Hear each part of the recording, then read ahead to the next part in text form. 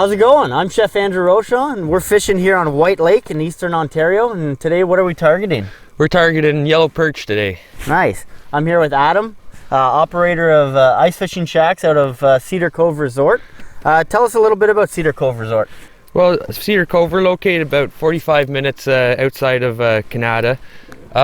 We've been, my family's owned Cedar Cove now we're going into our 10th summer, and we're more of a family-orientated campground, but we got lots of fishermen in the park, and we get a good amount of fishermen that come through the resort, and that's my forte, and those are the type of people that I hang around with at the Cove. My girlfriend and I have been coming up for a couple years, and great thing about it is you can rent an ice hut and you can get one of their cottages. They're awesome, fully stocked cottages that are right on the shore, so you get tired of being out in the cold, you can go back to a nice cozy cottage, cook up whatever you catch, and yeah, it's great to have.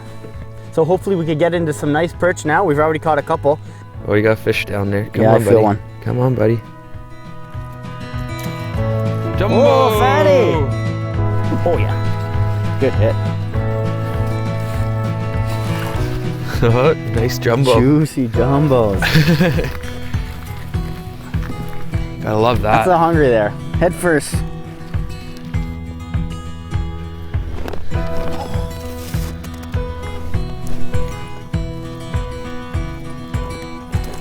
There's a nice White Lake jumbo for you. Look at those perch. They grow them big out here. These are massive jumbos. Yeah, we make the guys on Lake Simcoe jealous with the perch we get out of here. Yeah. Good eating. Oh yeah. We're gonna catch and release into the grease for that one. Yeah, that one's released to the grease. So Adam, what are we using here today to target these perch?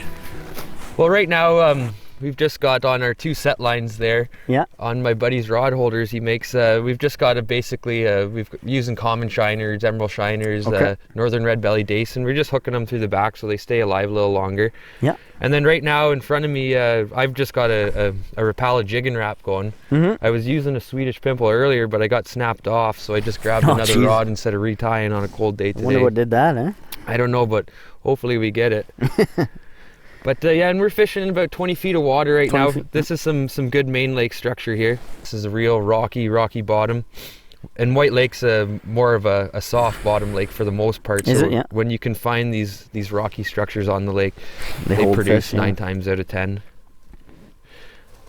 And now you grew up in this area around White Lake? Yeah, I've been living out here for 10 years now. Okay. I've been guiding on the lake now for 7 years. Yeah. Now you do guiding in some other places? Yeah, I've been up to Sioux Lookout past Thunder Bay. I just finished a gig up on the Martin River system and did a bunch of lakes around there. Trying to make a living at fishing. Hey, not bad living. No. Oh, here he goes, here he goes, here he goes.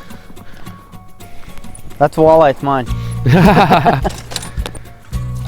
Jumbo though, look at that. Oh, he's a fatty.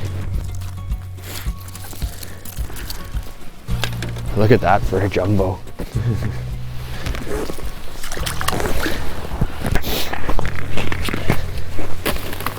Take bets on how long this one takes to go down again? Yeah. She's a hot hole. I'll give it 20 seconds once it's down there. Oh, Rocky. Rocky Balboa. Rocky Balboa. There's one. Not the species we want, but... I think I was right at 20 seconds on how long it was going to take for this one to go rock again. bass. Not too oh, good there's for the a smallie. Look at that. Whoa, we're getting a mixed bag right now. Smallmouth bass, rock bass. That's the best part about White Lake though, is you never really know what's going to bite your hook. It's yeah, such an it's awesome... amazing. Like every time you pull up, you don't know what it is. Nice little smallie. They're aggressive.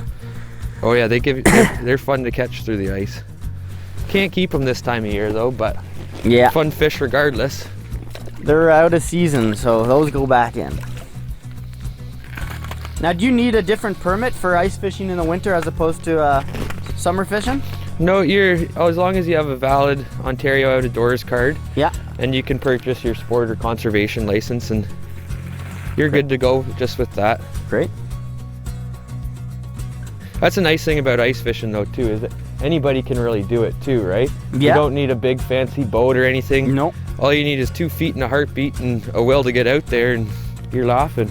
That's it. And if you're an avid, ice fisherman, like like yourself and you have the nice shacks and the augers, it could get expensive, but that's why there's you know, resorts like you guys who offer these services for people who don't want to go out and spend $300 on an auger, $200 on a Oh, hut. exactly. So, That's a better fish there.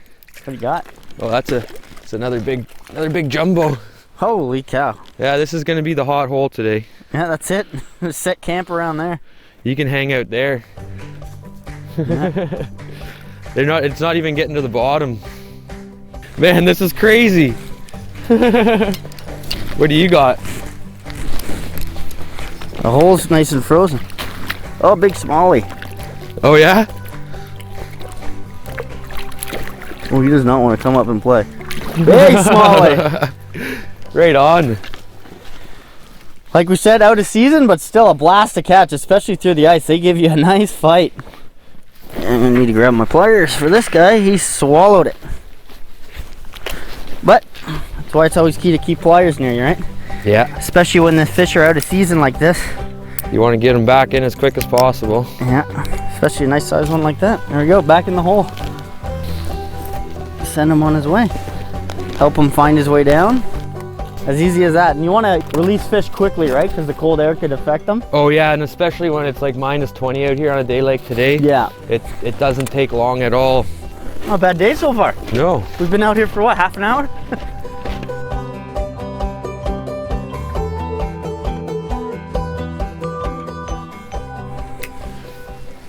Tastes good, eat it.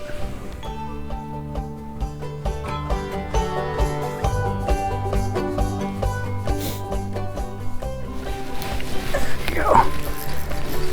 Tasted that one good.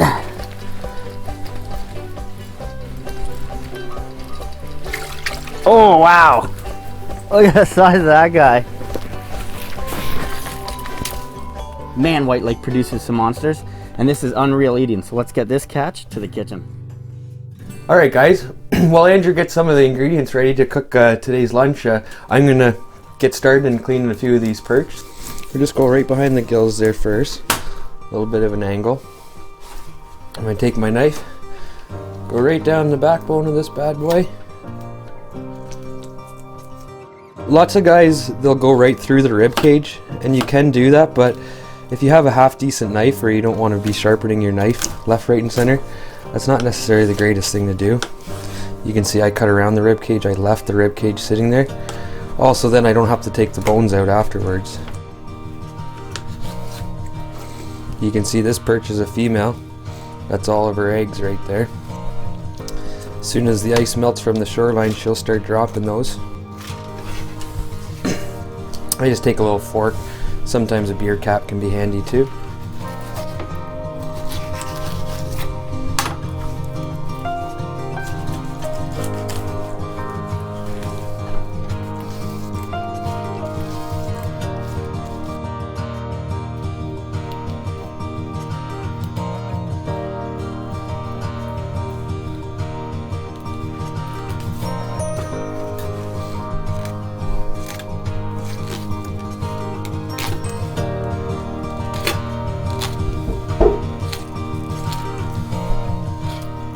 And the thing too is when you're cleaning your fish, you want to get your cutting board right to the edge, because you want your knife to be flat along the edge with that, because you don't want to be cutting on an angle. You'll waste meat that way. So you just want to be as close to the edge of the cutting board or piece of wood, whatever you're using at the time. We don't like wasting meat of the fish. We want to try to use as much as we possibly can.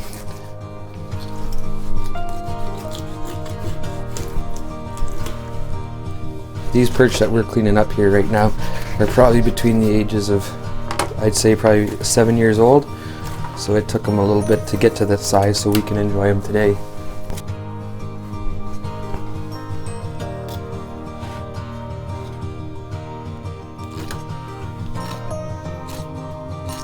And that's when we call it butterfly. And then when we were up north, that's how we'd package, because you'd have to leave the skin on for the guys up north. So they were taking them back across the border, and the fish has to be identified by Border Patrol. So it's a big thing, is if you're cleaning fish, make sure you leave that inch by inch square on, just in case you get pulled over.